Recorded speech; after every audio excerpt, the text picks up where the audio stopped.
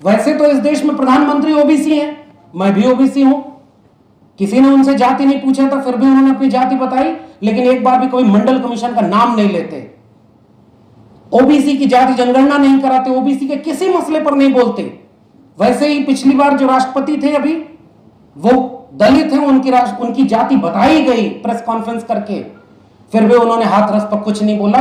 और उनके कार्यकाल की सबसे बड़ी उपलब्धियों में SC ST atrocity prevention act से छेड़खानी, 13 पॉइंट रोस्टर और राम मंदिर बनवाना, ये उनकी उपलब्धि है।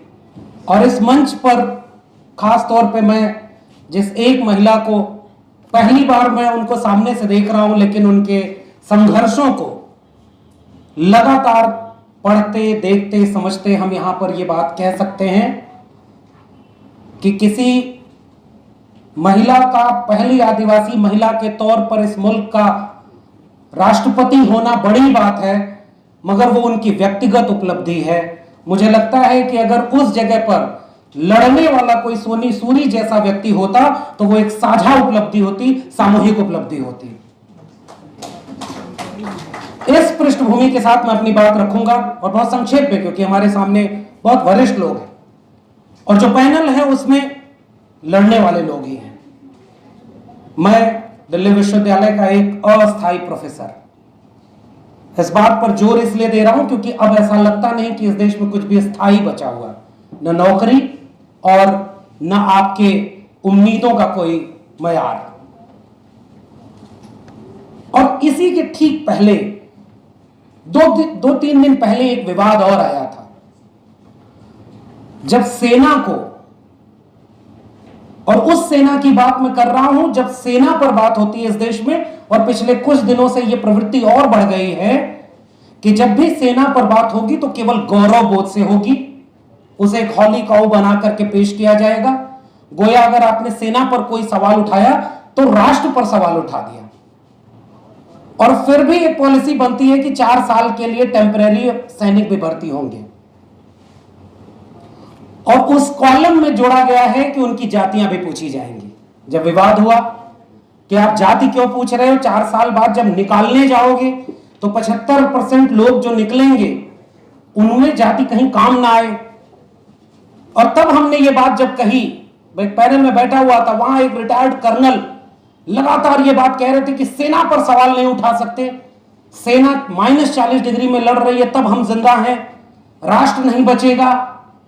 उस दिन भी मैंने एक बात कही थी जो यहां दोहराना चाहता हूं कि -40 डिग्री में लड़ने वाले लोगों को भी सैल्यूट है, लेकिन +40 डिग्री में जो खेत में किसानी कर रहा है, जो सड़क पर मजदूरी कर रहा है, जो आदिवासी है, वह भी इस राष्ट्र का सबसे बड़ा नागरिक है और बिना उसके राष्ट्र पूरा नहीं हो सकता। इसलिए इस पृष्ठभूमि में मैं अपनी पूरी बातचीत केवल इस बात पर केंद्रित कर रहा हूं कि इस मुल्क के ही एक हिस्से में, हिमांशु जी से बात हो रही थी तो हमने यही समझा कि एक अनवरत युद्ध चल रहा है, अघोषित युद्ध चल रहा है, वो इस मुल्क के आदिवासियों के लिए, जिनके लिए जयपाल सिंह मुंडा ने संविधान सभा की बहस में कहा कि आप हमें लोकतंत्र मत सिखाइए, आपको लोकतंत्र हमसे सीखना होगा।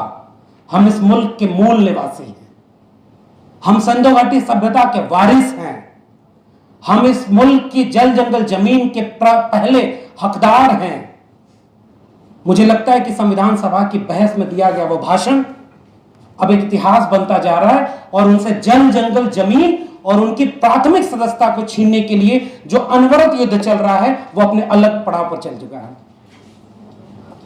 और किससे राष्ट्रपति बनने के तो सेंट्रल मीडिया में, मेन स्ट्रीम मीडिया में, जिसे हम कई बार मनु स्ट्रीम मीडिया भी कहते हैं, उसमें खूब आए, लेकिन जितने संघर्ष आदिवासियों ने किए और आज भी कर रहे हैं वो उन खबरों में नहीं आते हैं।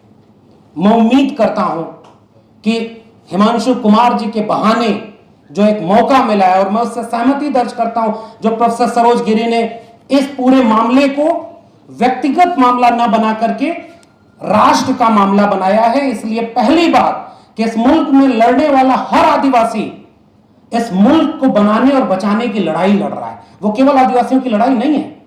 वैसे तो इस देश में प्रधानमंत्री ओबीसी हैं, मैं भी ओबीसी हूं, किसी ने उनसे जाति नहीं पूछा था, फिर भी उन्होंने अपनी जाति बताई, लेकिन एक बार भी कोई मंडल कमीशन का नाम नहीं लेते। ओबीसी की जाति जनगणना नहीं कराते, ओबीसी के किसी मसले पर नहीं बोलते।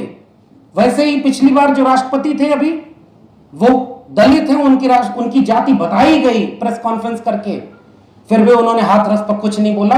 और उनके कार्यकाल की सबसे बड़ी उपलब्धियों में SC एट्रोसिटी प्रिवेंशन एक्ट से छेड़खानी, 13 पॉइंट रोस्टर और राम मंदिर बनवाना, ये उनकी उपलब्धि है।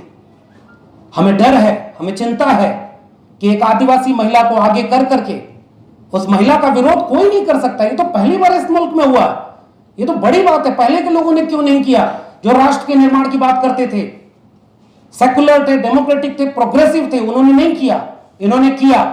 मगर उन्हें आगे रख करके कहीं इस लड़ाई के साथ क्या न्याय होगा, यह हमारी चिंता है। और यह केवल गोमपाड़ का मामला नहीं है, इस मुल्क के हर कमजोर, वंचित, शोषित के खिलाफ एक युद्ध चल रहा है। वो युद्ध हमें अभी नहीं नजर आ रहा है, लेकिन जो झेल रहा है, जिसके ऊपर उसकी मार पड़ रही है, उसे पता चल रहा है कि वो युद्ध कौन सा है।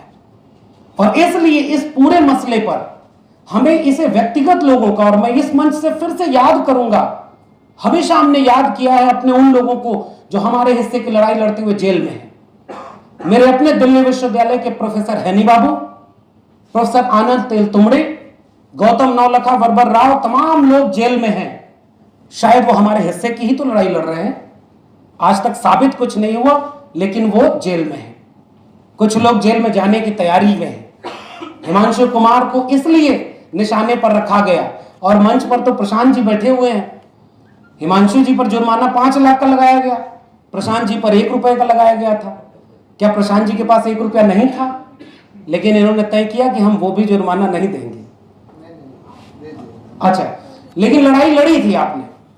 मुझे लगता है कि यह जो संघर्ष है, प्रतिरोध का संघर्ष है, इसे किसी व्यक्ति, मैं फिर से कह रहा हूं, भीमा कोरेगांव यलगार परिषद की बात हो, या आदिवासियों की बात हो, या ओबीसी की बात हो, दलितों की बात हो, और इस देश के वंचित शोषित लोगों की बात हो, इसे एक बड़े फ्रेम में देखेंगे तो हम सब उस लड़ाई में शामिल हैं। हम खामोश रह करके भी मारे ही जाएंगे। इससे अच्छा है कि जो चुना है इन लोगों ने कि लड़ते हुए आगे खड़े होंगे। मैं हिमांशु कुमार के साथ खड़ा हूं, और मैं पूरी संवेदना के साथ उस लड़ाई के साथ खड़ा हूं जो आदिवासी लड़ रहे हैं। सोनी सूरी जी लड़ रही हैं, और अनगिनत आदिवासी इस देश के, इस मुल्क के ही तमाम कोनों पर ये कह रहे हैं कि जिस विकास के नाम पर एक कुर्सी पर आपने एक महिला को बिठाया, मगर दूसरी कुर्सी पर अपने दोस्त को बिठाकर उस जल जंगल जमीन को आप बेच रहे हैं। ये दोनों कुर्सियां हमारे सामने हैं। हम संघर्ष के उस विरासत के साथ खड़े हैं, और इसलिए अपनी पूरी संवेदना जताते हुए मैं यहीं अपनी बात खत्म करूंगा। बहुत बहुत शुक्रिया। जय भीम, जय मंडल, संविधान जिंदाबाद, उल गुलाम जिंदाबाद, इंकलाब जिंदाबाद।